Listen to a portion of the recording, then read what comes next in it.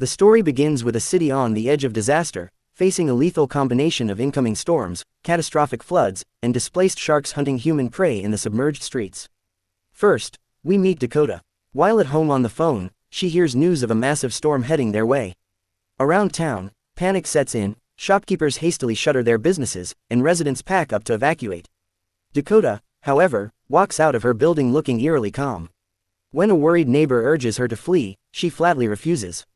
To Dakota, her apartment isn't just brick and mortar, it holds the final memories of her late mother, and it is where she feels closest to her. She is determined to stay, even if it costs her life.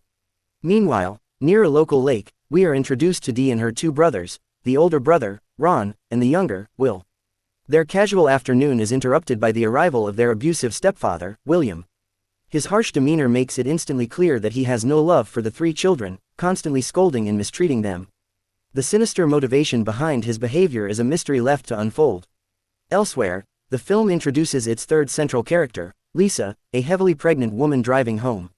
While on the phone with her anxious mother, Lisa struggles to stay calm. She is close to her due date, her husband has abandoned her, and news of the storm is breaking.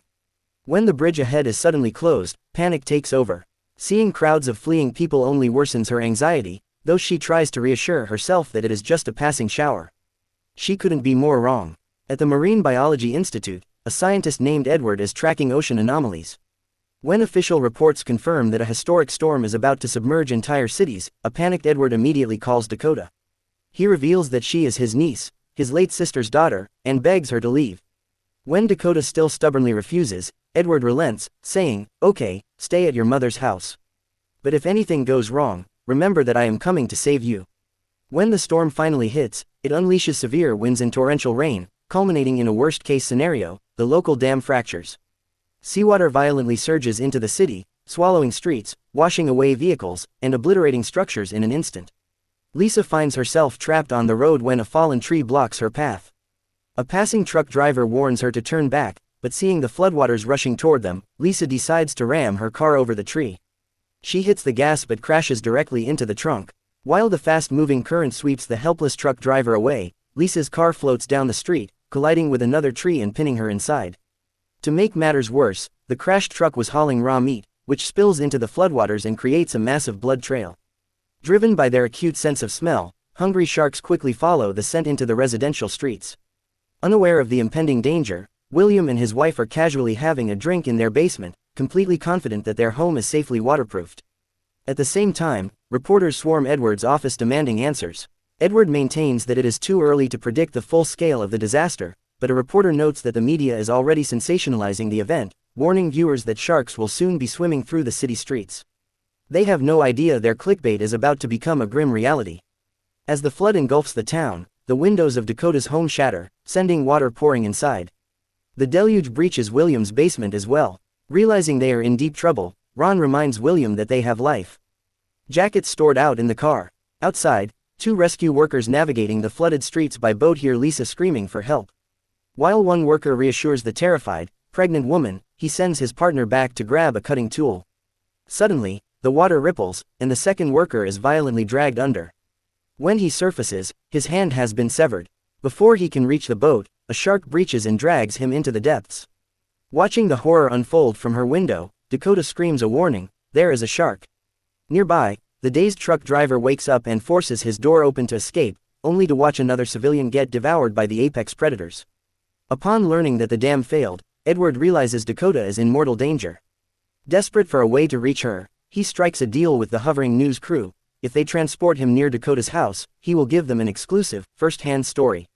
They agree and set off into the flooded wasteland. Back at the house, William and his wife grab their life jackets and attempt to flee. The moment they step into the water, a juvenile shark attacks William, followed immediately by a massive mother shark that kills his wife instantly. Indoors, Ron, Dee, and Will find themselves trapped as sharks begin patrolling the hallways. When a shark tries to force its way through a door, Dee struggles to hold it shut, slipping before Ron catches her. Desperate to reach their car safely, Ron devises a plan to use raw meat as a distraction.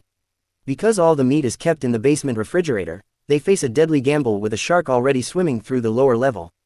The situation escalates when a massive uprooted tree crashes into Dakota's house, fracturing the structure. Outside, a panicked Lisa begs for her life, crying out that she is pregnant. Moved by the plea, and driven by the pain of growing up without a mother, Dakota resolves that this unborn baby will not suffer the same fate. Armed with nothing but a knife, she braves the shark-infested waters, climbs onto Lisa's vehicle, hacks away the trapping branches, and pulls her to safety inside her home. Recognizing that no official rescue is coming, Lisa insists they signal for help. Dakota climbs onto the roof and paints a massive "Help" sign on a curtain for passing helicopters. Just then, Lisa goes into intense labor. Knowing they cannot safely deliver a baby in a crumbling, half-submerged house, escape becomes their only option. Miles away, Edward and the reporters reach the flooded city limits where driving is no longer possible. They abandon their vehicle and pilot a small boat into the deeper waters toward Dakota. At Ron's house, just as Ron prepares to brave the basement, a badly mauled but alive William emerges from the water. Instead of showing gratitude, he aggressively orders Ron to go outside and find help.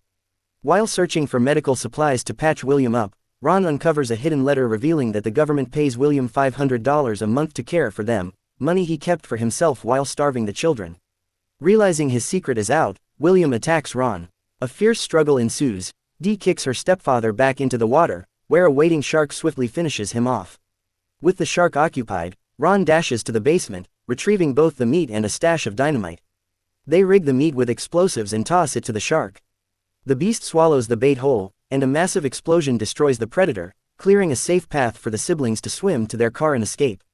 Back at Dakota's place, Lisa points out an abandoned rescue boat floating outside. Too weak from labor to move, Lisa watches as Dakota fills a bucket with raw meat from her own fridge to use as a distraction. Dakota bravely navigates the water, tossing meat to lure sharks away whenever they glide too close. She successfully reaches the boat, but disaster strikes when her bucket runs empty just as a massive shark emerges right in front of her. Dakota freezes, remaining completely still until the shark loses interest and swims away. After grabbing a fishing spear gun from the boat, Dakota hurries back to the house, which is rapidly filling with water. Inside, Lisa is floating on a mattress, using a stick to pull herself higher up the walls as her labor peaks. In the middle of the floodwaters, Lisa gives birth. The scent of newborn blood instantly draws a shark to the room. Holding her baby high with one hand, Lisa grips a sharpened stick with the other, stabbing the attacking shark directly in the eye and forcing it to retreat. As a second shark charges at Lisa from across the room, Dakota fires her spear gun, killing it instantly. Dakota maneuvers the rescue boat to the indoor ledge, but just as Lisa prepares to climb aboard, a giant shark breaches and flips the vessel, throwing them back into peril. Before the predator can strike, Edward's boat arrives. He deploys a specialized marine device into the water that emits an unbearable high-frequency acoustic signal, disorienting the sharks and forcing them to flee. In the chaos, two colliding sharks inadvertently knock each other away from the survivors. Edward quickly hauls Lisa, Dakota, and the healthy newborn baby onto his boat. Safe at last, Lisa places a video call to her mother to introduce her new grandchild. Amidst a flooded city, the surviving group, Dakota, Lisa, Ron, Dee, and Will, stand united, proving that hope and the will to fight can conquer the fiercest storms.